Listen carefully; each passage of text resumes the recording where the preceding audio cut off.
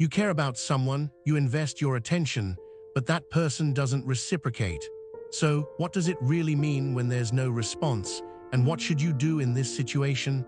That's what we'll talk about today. Let's be honest from the start. That person already knows everything.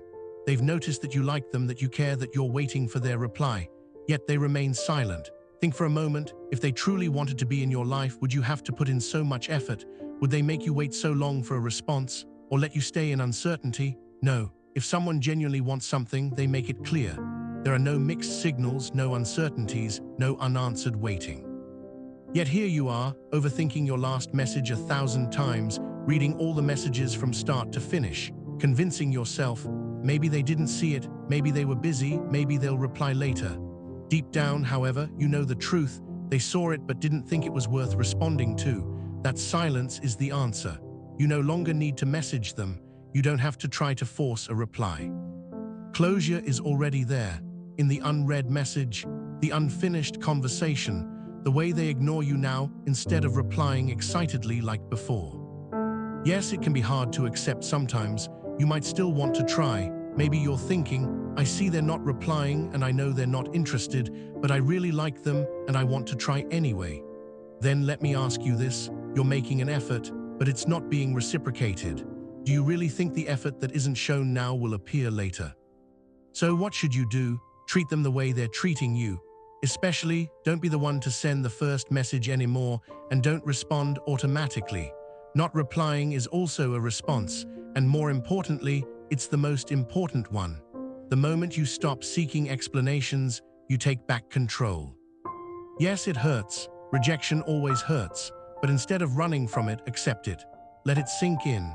Ask yourself, do I deserve someone who gives me so little? Is their love enough for me? Because the truth is, if they wanted you, you wouldn't have to guess, you wouldn't have to wait, and you wouldn't be thinking, maybe this last message will change everything. Most people make the mistake here. Instead of letting go, they keep trying. They send one more message, try to start the conversation, try to remind them of the old days. But all of this pushes them further away. They already know you're interested. If they didn't like the attention, giving more will only push them further away. If they aren't replying, it's either because they're not interested or they enjoy having you chase them. Either way, you're the one losing. Winning someone over isn't about showing how much you care, it's about respecting yourself. Each message you send puts them in a superior position, making it seem like they control you. But the moment you stop, everything changes. People are attracted to confidence, mystery, and self-respect, not desperation. Someone who knows their worth won't waste time on someone who doesn't appreciate it. That's why you need to protect your boundaries and spend your energy on people who deserve it. Ask yourself, do I really want crumbs from someone indifferent, or do I want to move forward as someone who knows their worth? Because if they truly wanted to talk, they would. There would be no need for excuses, overthinking, or constantly checking the phone. Accepting the reality and their lack of interest without questioning it, while knowing your own worth and boundaries, this is freedom.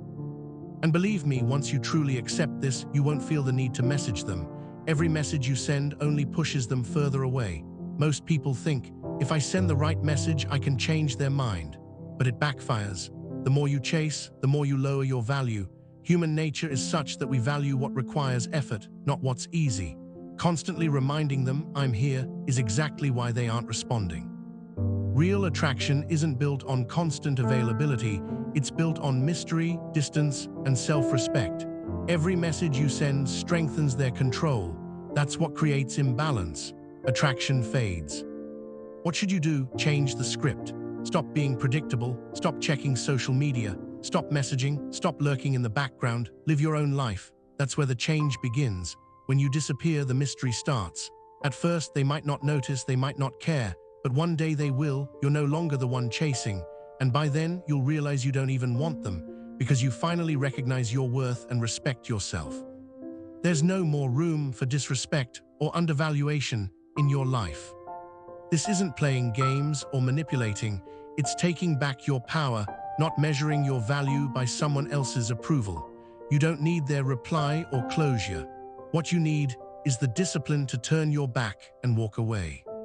The best part, once you do this, you won't feel the need to message them. You'll focus on your own life, fitness, books, career, self-improvement, you'll reach a point where even thinking about messaging them feels meaningless. Maybe they'll reach out, maybe they won't, but it won't matter. The point isn't to win them back, it's to win yourself back. Your energy is precious. Think about it, staying up at night checking your phone, replaying old conversations, thinking, what did I do wrong? All wasted. Spend that energy on yourself. As you grow, confidence naturally becomes attractive. Conclusion, don't message them again. Not today, not tomorrow, not ever. The only way to win is to be the first to pull away.